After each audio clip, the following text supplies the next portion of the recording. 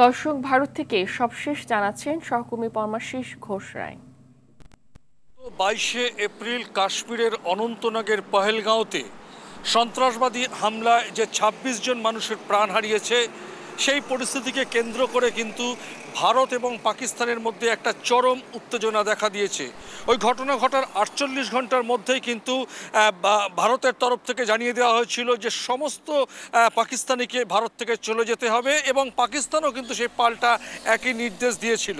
এখনও পর্যন্ত যেটা আমাদের কাছে খবর সেটা হচ্ছে পাকিস্তান থেকে কিন্তু ৮৫০ জন ভারতীয় এদেশে যেমন চলে এসছে, আর ইন্ডিয়া থেকেও কিন্তু অর্থাৎ ভারত থেকেও কিন্তু ৫৩৭ জন পাকিস্তানি কিন্তু ওয়াগা সীমান্ত দিয়ে তারা কিন্তু পাকিস্তানে ফিরে গেছে।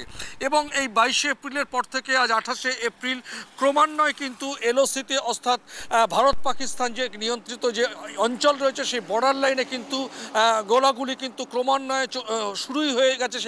সেদিন ২২শে এপ্রিলের পর থেকে কিন্তু গোলাগুলি শুরু হয়ে গেছে। ৪ রাত পেরিয়ে ৫ রাত। এখনও পর্যন্ত যেটা খবর, প্রায় ৯জন জঙ্গির বাড়ি কিন্তু ভারতীয় সেনাবাহিনী উড়িয়ে দিয়েছে, এবং ভারত এবং পাকিস্তানের মধ্যে কিন্তু চরম উত্তেজনা তৈরি হয়েছে।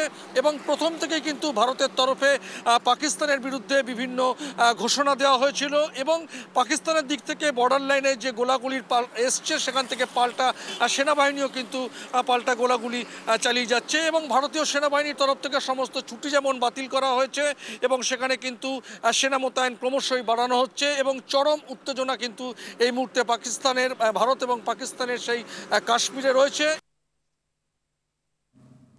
কাশ্মীর নিয়ে সবশেষ জানাচ্ছিলেন পরমাশিস ঘোষ রায়।